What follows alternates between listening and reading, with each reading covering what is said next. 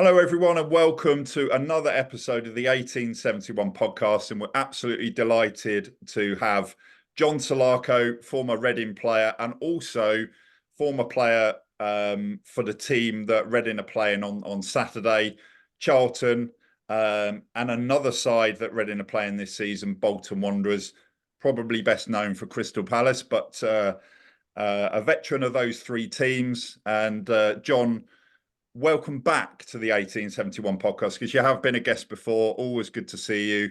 And thanks for joining us for this episode. Absolute pleasure. Thank you for inviting me. Great to be back. Now, Johnny, I'm going to ask you first. We'll have to get this out of the way. Had a good start to the season, a draw and a win. Didn't go to plan. We were quite hopeful. We both kind of predicted a 1-1 draw at Wrexham. Didn't go well. Do you think it was more to do with how well Wrexham played, or Reading weren't up for the fight, or what do you think it was, Johnny? Well, I think Reading started off well. They were playing a high press, and they created chances and had a lot of possession. Unfortunately, kind of went probably a bit to sleep for the first goal in defence.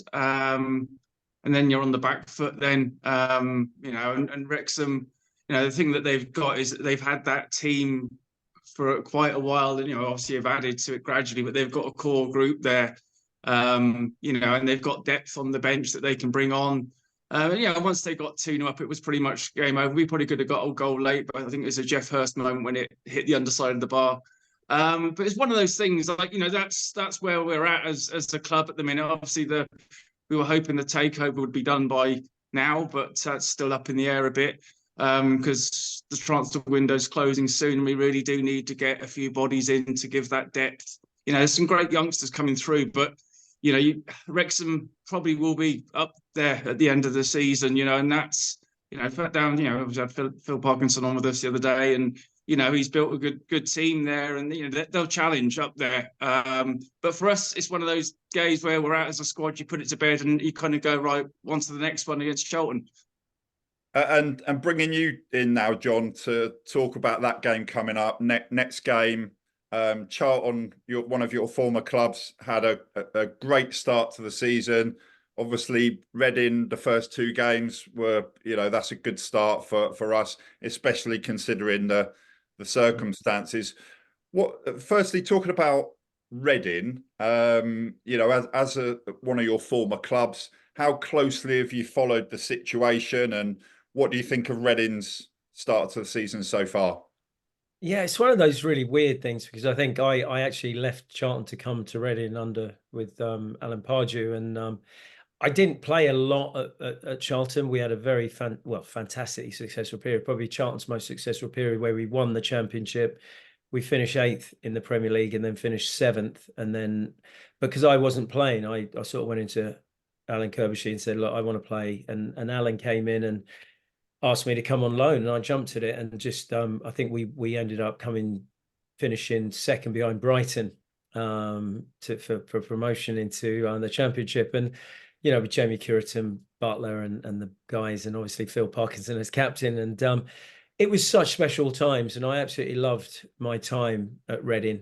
It was just so special. And, I had sort of 2.5, nearly 3 years here. So and we got into the playoffs, and then obviously Nicky Hammond and Stevie Coppell came in, and the club was looking to push on. So, unfortunately, I moved on and had 1 year at Brentford at the end of my career, but it's just a special time. I wish I'd have stayed. Brendan Rodgers, Brian McDermott. I started doing I did my UEFA A coaching badge at the time with Brendan and Brian McDermott, and I can remember going into Steve Coppell and sort of saying, look, I think I can work with the reserves, the academy, become sort of like a player coach. And I think he brought Wally Downs in it. It was heartbreaking really when Steve was sort of like, well, got Kevin Dillon, I'm bringing Wally Downs in. And, there just wasn't any space in that coaching team at the time. But, I think it was a lad called Bobby Convey we were signing from America at the time. And I said to Steve Coppell, look, he's new, this is fast and furious. The championship is every 3 days, 4 days. And playing games, I'll play 20 games, 25 games, and just let Bobby ease his way in. But obviously they had a big thing about sort of the youth and going with the young players, and the next season they smashed it. I think they got 110 points, and I was absolutely gutted at missing out on all that, and then came into the Premier League, and unfortunately 2 seasons and coming back down. So, I'm saying, I have followed it. I think you do get lost in everything you're doing. And unfortunately, sort of working for Sky and sort of being involved with all the things that I've got involved with, I've sort of heavily concentrated on the Premier League. But I do, obviously, I speak to AD Williams quite a lot. He does the TV show, the radio show, and I love getting in, down to the ground as much as I can. I still see a little bit of Ian Wood-Smith and Nigel Howell and the guys from the boardroom. And as I say, I think it was just an exceptionally wonderful time with Sir John Medeski and that team.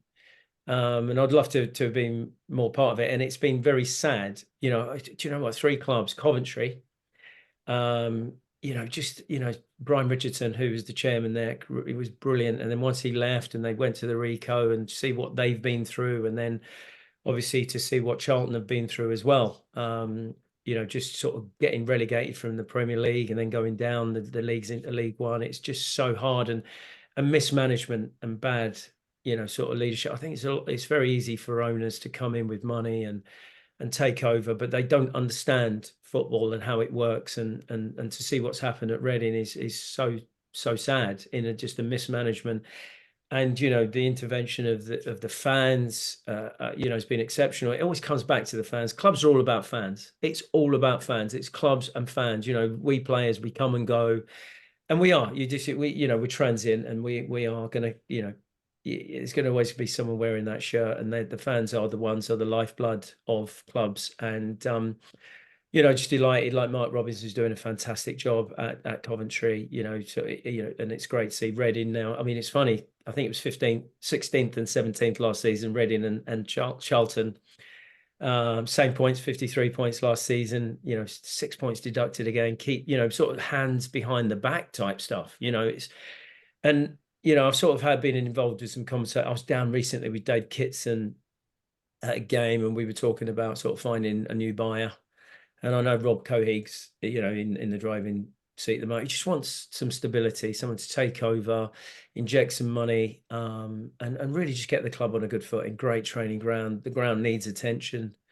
But yeah, as you said, there's a young squad, but it's so difficult dealing. Ruben Selic has done an incredible job. I think he's managed now sort of into his second season, 60 games down, and he's fighting and he's battling away with, say, sort of with one leg or one hand tied behind his back, or with one eye, which is harsh, and it's so hard. The League One is such a tough place to be. I say the Championship is even tougher, but I think getting out that League One is horrific. But I don't follow through. It's great to see. I know that I think it's a couple of draws and a win, and obviously started well, and it's important to start well and get that momentum and build on that. So Charlton have won 3 out of 3, I think, so they're in form. So I have to say I don't really have any kind of feelings or any kind of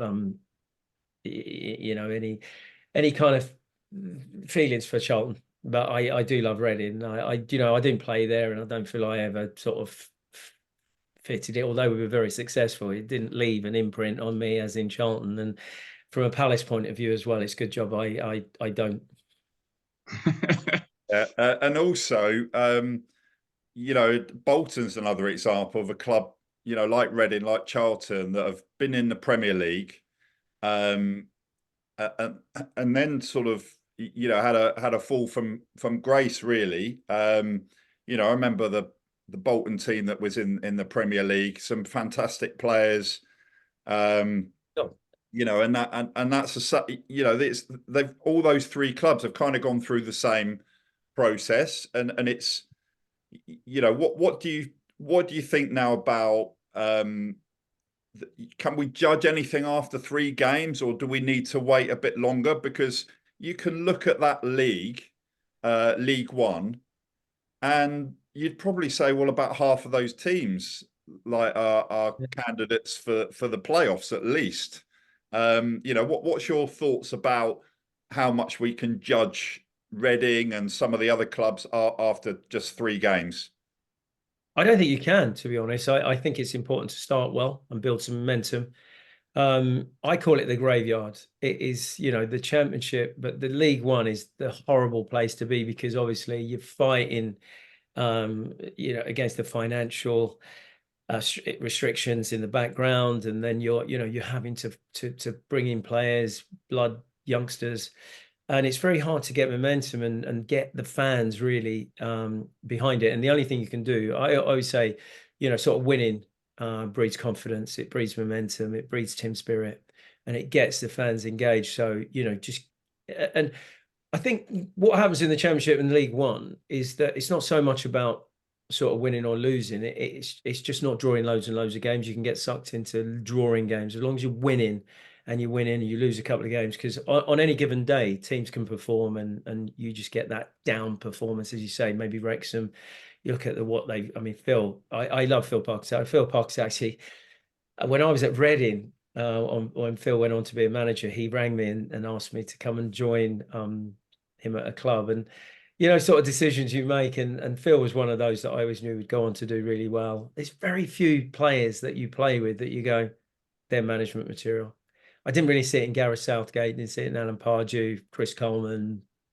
You look at so many players that have gone on to be, good top managers, and but Phil Parkinson was such a leader and such a captain, and I think you always sort of felt Captain Sensible would always go and do something really special, and I hope he keeps building on that journey, and it's fantastic. But I think the secret is to get this takeover done, get some money, get some stability, put some money, in Ruben, get everyone confident and just buoyant again and looking forward to games. And I think when, stability in a club is so important.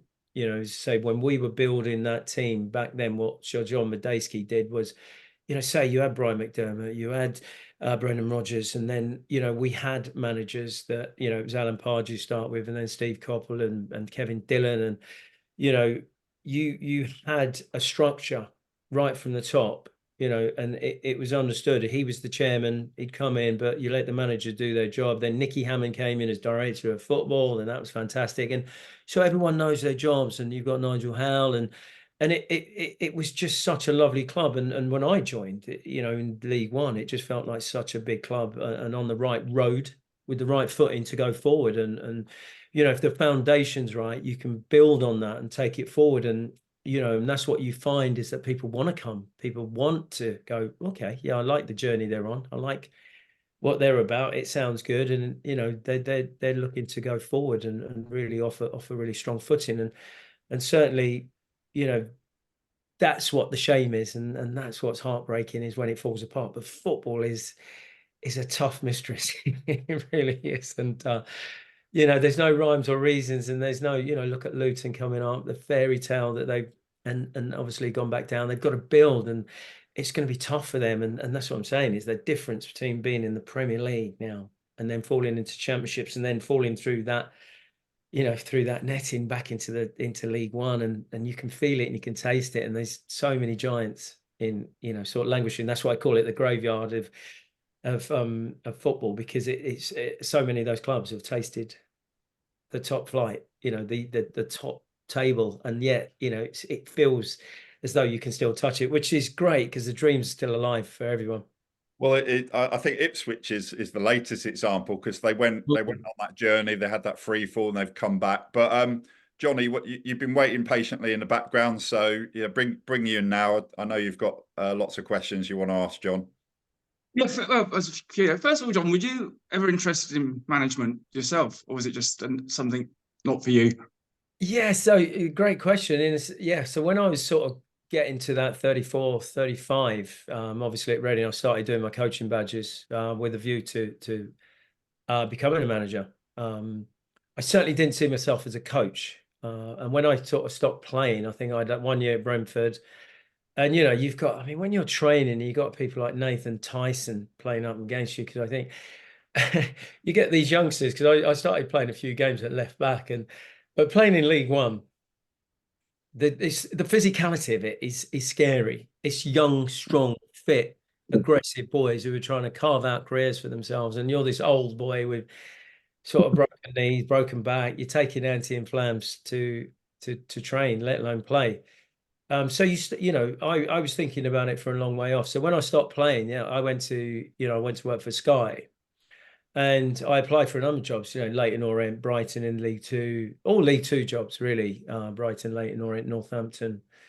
Who else was there? I didn't get one interview.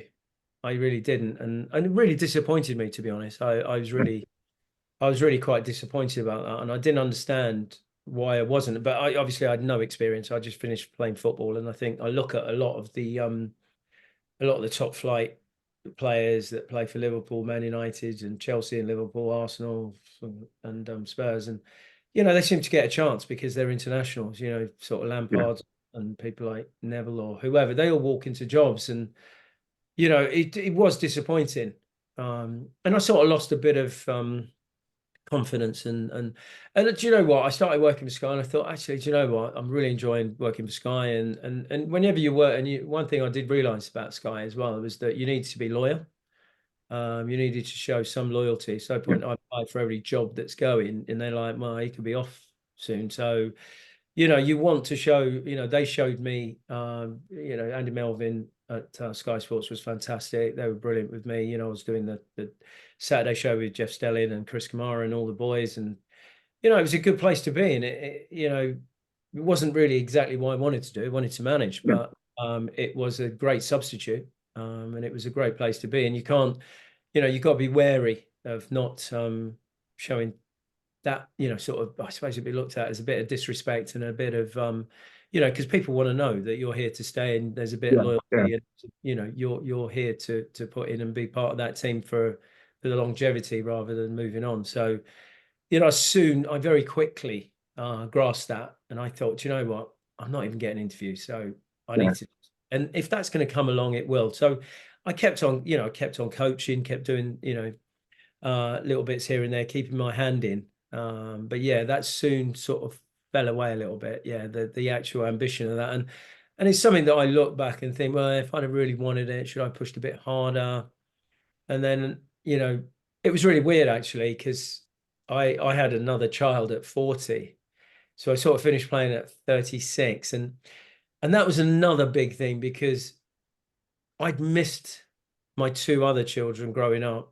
And I didn't go to any of the antenatal classes. I remember my first, so when Charlotte was born, we were away at Man United, and I can remember the manager sort of saying, well, look, come up, and if anything happens, and this is how the game's changed. Now the players just say, look, Mrs. is due, so I'm staying home, but I think we would never have thought of staying home. It was just like, we'd love to be there, but and obviously, I think the second one, I was at Coventry when Lewis was due. We were playing Sheffield Wednesday. Both were at Coventry. My first children at Coventry, and I can remember playing at Sheffield Wednesday. And again, Ron Atkinson sort of said, "Well, look, come up." And then I can remember going training. It was a Wednesday night live game on Sky, so we went training in the morning. And I rang the missus before I went training, and she was fine. And then by the time I got back from training, I got back to my room and rang her, and she was like, "Oh, well, I've got to go in, and I'm going under. So the baby's coming." So before I knew it, the baby was there. So Ron was like, "Well, she's here now, so you might as well play." And we played and won and beat Sheffield United, Sheffield Wednesday on Sky, and I think Dion Dublin scored a hat-trick that night. And so it's nuts, really. But one thing I did think about was that I missed so much of my kids growing up. First, I really wanted to be there for Lexi to sort of take school. I was there, sort of the antenatal class. I was there when she was born, and all that kind of stuff was really special that you kind of don't really know unless you do it and you're engaged. But I think one thing that for me, I mean, my career was just it was everything. It was everything, and I think back then it was so special, and it was just what we did. It came first above almost everything else, and you sort of to that age where I thought, wow, you sort of look back after your career and think, wow, you gave so much, and you talk about sacrifice and, you know, sort of commitment, and it's true. It does burn you out and take a lot out of you. And it was great. And I kind of said that as well. And that was another decision, really, why I didn't really push the management route. Was that I knew that if I went into manage 24/7, it'd be 24/7, and I'd be even busier than I was as a player. I'd be even more. I'd have less time, and I, as much as I'd love it, and I'd throw myself into it, and it's so amazing. But it would have been all consuming, and I realized that. And again, I sort of thought, well, just all right, just do the TV and that will come. Yeah, because we had Dylan Kerr on with us the first episode of this, and he was saying the same thing. He was applying for jobs as management in England, and he was getting really disheartened because he was just not getting anything. And he's done some management roles abroad, and he said it really got to him and really affected his mental health, because just constant, not even getting replies or thanks for your application, but sorry, and that constant rejection is full on, isn't it? You do lose confidence and in sort of question your ability. Oh, without a doubt. I think it's so ruthless and cutthroat. I'm often thinking about this, and you do need that confidence. You do need to give someone. You need someone to give you a chance. And it is rather sad, and it is so frustrating to see the same people getting jobs over and over again, and not given a chance. And there's so many great young coaches, managers that need a chance. And and I think that's one of the horrible, naive, one of the things, the doors that I wish would open up a little bit more. Is chairmen seem to have this idea who they want as a manager, who they think will be a good manager. But the managers are getting younger. Brighton have got a 1-year-old manager. That would be sort of kind of crazy but weird. But when I listen to him speak, it can't be about his age. It has to be about his ability. And you sort of hear that, when he was managing the team before, they sort of came to Brighton, played at Brighton. He was allowed access to it, and they got to know him. They got to understand. Oh wow, we like this guy. He's got something about him. He knows what he's talking about, and he could be. So, unless you give people a chance, and it's very difficult. And that's why, so I had this I sort of did the under-13s at Crystal Palace, and then the under-16s.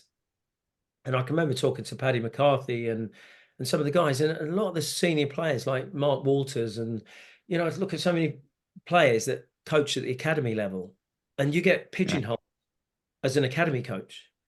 And I don't know how you have the mentality and you keep yourself in a position where you're coaching at academy, but leaving the door open so you kind of have a presence that qualifies for I think there's that mentality here within the hierarchy, and that just blocks pathways for young coaches and young managers, and they do need to learn and that's one of the big things I look at all the big players like Gerrards and Lampards and Scholes and Neville and Rio Ferdinand, and we say, well, this golden generation, why are none of these coaches or managers? And one, they didn't really become students of the game and learn but they would have to go and coach. And the better ones, like Gerrard, did do their time in the youth team at Liverpool. And because you've got to learn your way as a coach, you've got to learn your tactics, you've got to learn how players work.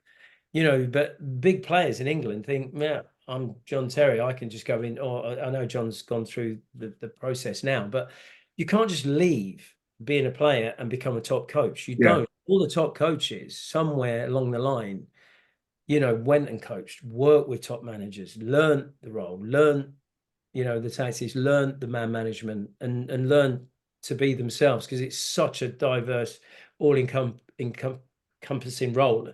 It's very difficult, and you don't get any time in England, do you? You lose 3 games, and you're on the verge of the sack. So 2 games. And that's already happened, isn't it? A couple of clubs have already sacked managers in League One, Northampton, I think, and after 2 games. Yeah.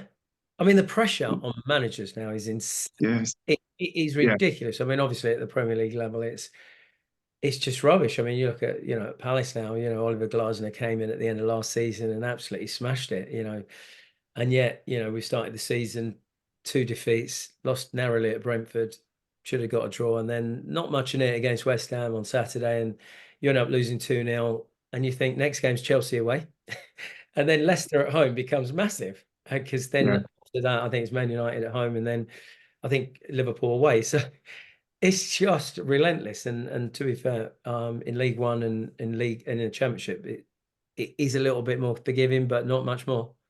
John, can I? You mentioned about coaching young players at Crystal Palace.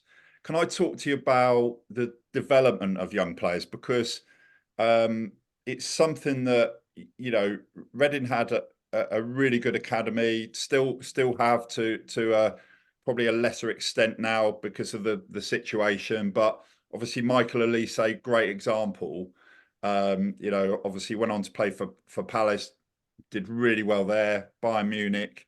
And now the young players have kind of almost saved the club. You mentioned the fans, obviously, but the young players, which might be a reason why, you know, Wrexham turned us over 3-0. But those young players have come through, and okay, we've got players in from other clubs, but all those players start somewhere. And you talk about giving managers and coaches a chance. Obviously, all the players are in the same situation, aren't they, as well? So how important is it, do you think, you know, bringing it back to Reading, that they've had that structure in place where the young players, in a way, and obviously Ruben Sellers has done a fantastic job, but he's had to rely on those young players because of transfer embargoes and all that sort of thing. Do you think what's happened at Reading is a really good example of why clubs do need to focus on their academies, for example? Do you know what? It's absolutely imperative that clubs do focus on their academies, because they're the lifeblood. And for a lot of clubs, they just don't have the money, they don't have the finances, and you do need to bring those players through. And when I was under 13s coach at Palace, you know, I can remember coming to Reading a couple of times, and we were Cat 2 and Reading were Cat 1. I couldn't believe it. And the setup was incredible. The facilities, the setup, the coaching, the players. I lost a couple of players to Reading because of the recruitment and, you know, the facilities that Reading had, and they were fantastic. I remember, you know, sort of going a couple of times and so impressed with the players, the setup, the coaching, the structure. And it's definitely, you know, stood the club in good stead, because those players have come through. And as you say, the likes of Michael Elise is sensational. And, you know, that's once in a generation situation. You'd like to have got a few more games out of him, but hopefully there's some sell-on clauses as well. Even going to Bayern, they would have got a nice chunk there, and, you know, might have even structured another something more with the sell-on from Bayern, because you know, he might go to Barcelona or Real Madrid. He's that good. I mean, the boy's got the world at his feet. But yeah, yeah, so impressed, and I hope that's retained, because, you know, Reading has got a state-of-the-art, you know, fabulous training ground now, academy, and it's important not to lose that and to retain that, because you know, that infrastructure takes a long time to build, and is the key and the lifeblood. And as long as that stays, then the club's always got a chance of bouncing back, because you won't always have 10, 20, 30 million to spend on players to take you where you want to be. You know, it's a case of getting the manager in, get some loans in, work with the youth, and bring in some free transfers, and, you know, work with players that he can bring in, and make sure that they are galvanized and go forward. And then you just get that momentum, and it's never easy, but we know it's possible. So but it is all about having the right foundation, the right drive, and the right people in charge. And it's a collective. It's right from the tea lady, the training ground, right through to the people who work at the ground on match days, and then the staff. Everyone's got their part to play, and certainly Reading is one of those brilliant family clubs. And, you know, it's such a great position. I've spoken to a few people that are interested in buying Reading, and it's all about, Reading is actually a one club city. It's on that M4 corridor. It's near Heathrow. You know, it's in Berkshire. It's wonderful. You know, if you're a chairman, you'd want to live there. You know, it's just probably somewhere near Henley. It's fantastic. It is so much there geographically. You can get everywhere around the country. So it ticks so many boxes. And, you know, as I say, when I was talking to prospective buyers, it was like, that's what they say. It's in a fantastic location. It is there. And, you know, I can remember Sir John Medeski, who I love, and he's brilliant. I always love catching up with him. And you know, he did so well there. We just need another Sir John. And Johnny, bring you back in now, because I've got something else I want to talk to John about in terms of the ownership and moving forward. But you know, anything else you want to ask?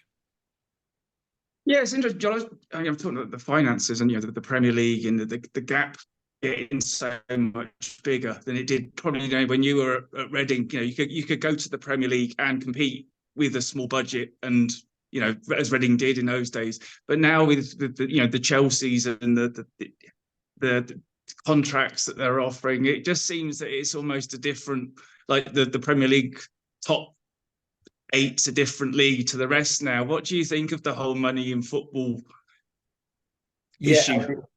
Johnny, I don't really know how we're going to get a grip of it, but we always follow the Americans. Obviously, it's TV money, and the Premier League's the biggest export. It's the biggest league in the world, and everyone wants to watch it, and it's just so cosmopolitan and worldwide now. Whenever you go to games now, there's people from all around the world coming in and watching. That's really what drives it forward, and the kind of money that people are spending, I mean, it's obscene, really. And what Chelsea are doing is obscene. And, you know, people just don't want to slow that conveyor belt down and that juggernaut. And it is quite scary. But in truth, what we should really look at is there's an honesty and there's a sense and sensibility to the Championship and to League One. And certainly, you know, when I came, as you say, when I was at Reading, if you look at, you know, you went and picked up people like Marcus Hanneman and Nicky Shorey.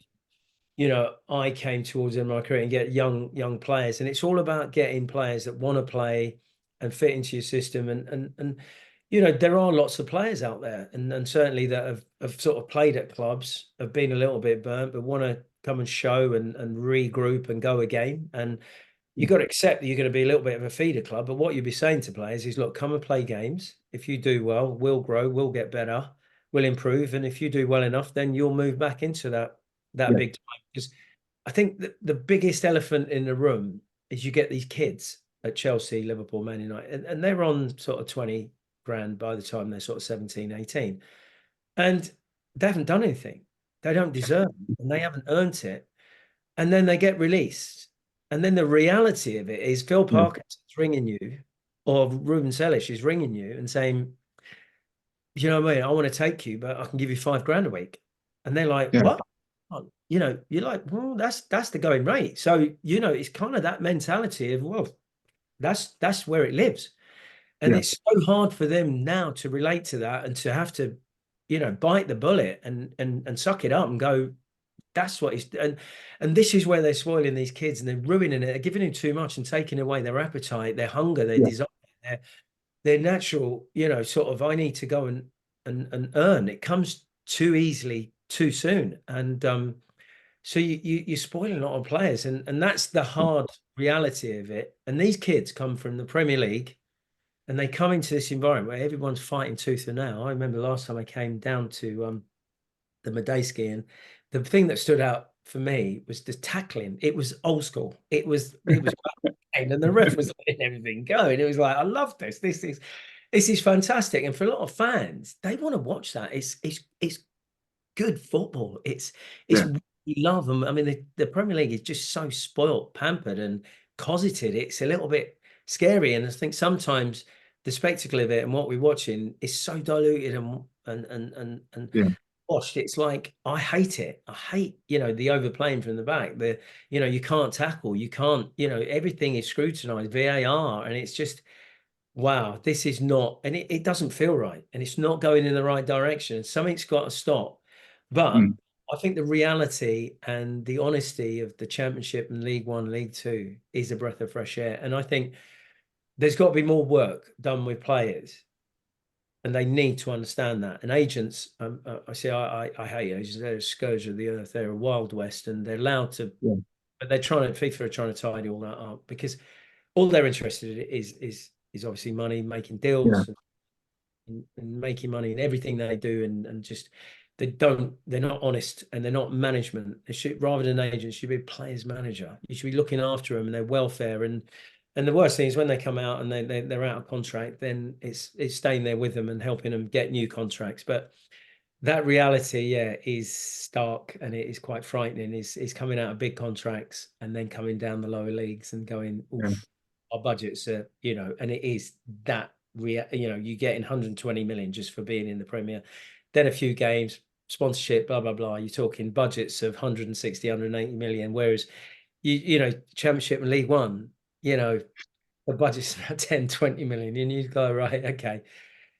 Smaller squads, and it's fiercer competition. You break through. That's where your academy's got to be right. That's where you've got to be bringing players through that you can sell. That's the way that it really does work for us to get where you want to go. When we, I remember Stevie Hunt. I can remember Kevin Doyle. Sort of coming through, and his brother, and you go and scout. Use your scouting.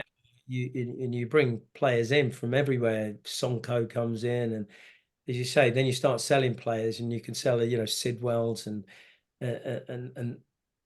all the different players that came through, and it was really, and that's what you got to try and create. I'm trying to create that special time when, I came through there, and you watch the Vivacious and the Williams and the players that sort of fall by the wayside, but new players, and it's constantly, and obviously Nicky Hammond did an incredible job with scouting and bringing players in on the right budget, and players that worked, and players who could come in and excel and take the club forward. But at the same time, you would lose one or two to make it all work. So, I mean, it's wonderfully exciting, isn't it? Yeah, it's evolved though, isn't it? That's the thing with that kind of Reading do and what Brighton do so well. They have a plan, and then that's the difference, isn't it? It's like they're building stepping stones of a jigsaw and putting it together, and then taking one piece and putting another piece back and on again.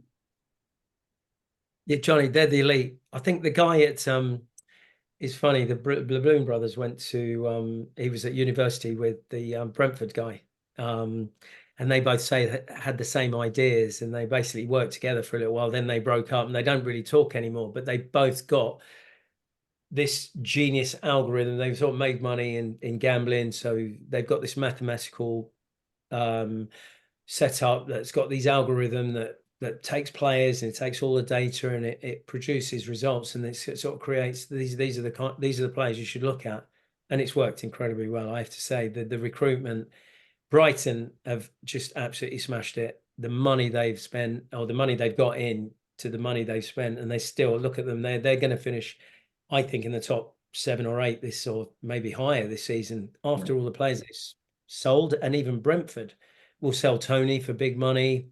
They've just got this conveyor belt of youngsters coming through. But I know Brentford disbanded their academy at one stage, but even they've gone back and said, no, we need an academy. So academy's vital. Good people at the top, and yeah, there's no reason, if you've got the right people doing the right things, you can get the right players and march back forward. So hopefully Reading, once the takeover happens, new people come in, and I think you don't have that toxicity hanging around, and some positivity, then good things will start happening. And John, just talking of the ownership situation, you referred back to your time at Reading, what Sir John Medeski did really well, and we kind of feel like it's going to be in stages with the new ownership. Firstly, there's going to be relief. We feel like we've got our club back. It's on the verge of happening, but we've still got that sort of slight nervousness. When's it actually going to happen? But it does look like it's going to happen. And is it a case, do you think, for Reading of almost going back to basics and what worked in the past? Obviously, the new owner coming in will have his own ideas, but he does seem to be Rob Couhig. He does seem to be a person who likes to do it in a similar way to how Sir John did it. Put good foundations in place, run it. Don't throw all your business now out the window because it's football. Do things the right way, put solid foundations in place, live within your means, cut your cloth accordingly. Is that the way to do it? Have those solid foundations in place and build gradually, rather than just what the current owner did, which seemingly was, he thought, I know, I'll throw a load of money at it, we'll get into the Premier League.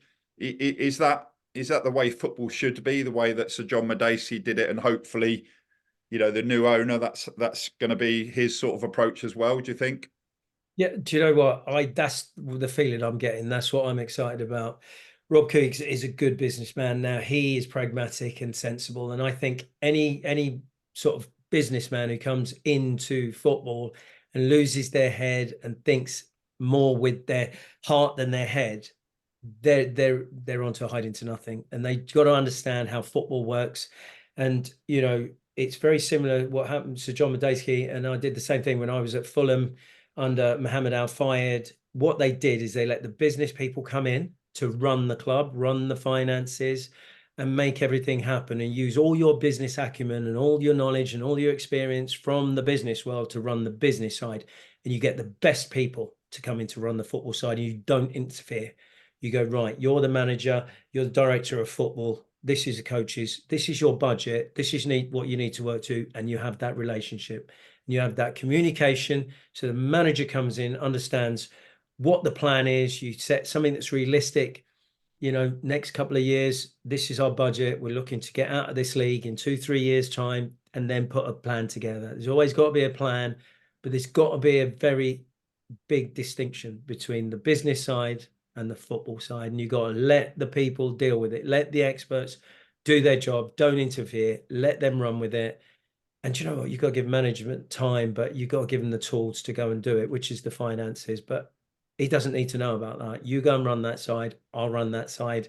And if you have that respect, you have that understanding, and you have that cohesion, then you have a recipe for success. And John, just finally, we've been talking to, seems like about 5 or 10 minutes, but it's flown by. So just going to finish off by asking you in terms of the near future and the longer term for Reading, your former club. What do you think the rest of this season is about? What can Reading do? Is it just about getting that stability back, or have we got a chance of maybe pushing for the top half, the playoffs? What are your thoughts? Yeah, you think we sort of finished sort of 17th or 16th with 53 points, having deducted 6 points. And as you say, when you have all that negativity off the pitch, if you can just get rid of that, then I really do believe you can get momentum. And I think the springboard, the launch pad from sort of getting new, fresh owners in, fresh ideas, and just that little bit of impetus and that positivity could push the club hopefully to in around the playoffs and up, sort of looking up, looking down, and sort of starting to dream. And if you could finish anywhere near in that sort of 7th, 8th, 6th, 7th, 8th would be wonderful. Sneak into the playoffs, maybe. That's got to be the dream. But as you say, I think it's just ability building and then and looking forward rather than sort of being in that bottom half struggling. I think in the top half and looking forward and being confident, it would be a major, major leap forward. All right, John. Well, really appreciate you coming back on as a guest. Always great to speak to you. Thanks for your time. And from myself, from Johnny and Dylan, who couldn't be with us tonight, great to have you on as a guest again. Yeah, I just want to say a big thank you to all the Reading fans watching. I absolutely love my time there, and I love coming back. I should come back a bit more. I'm in Reading on Tuesday, so it's always a pleasure. And I love the club, and I want the club. I wish the club all the best, and I want to see the club back in the big time. So good luck for this season, and hope it all is all very positive. So thanks for having me on. All right, thanks very much, John. Cheers.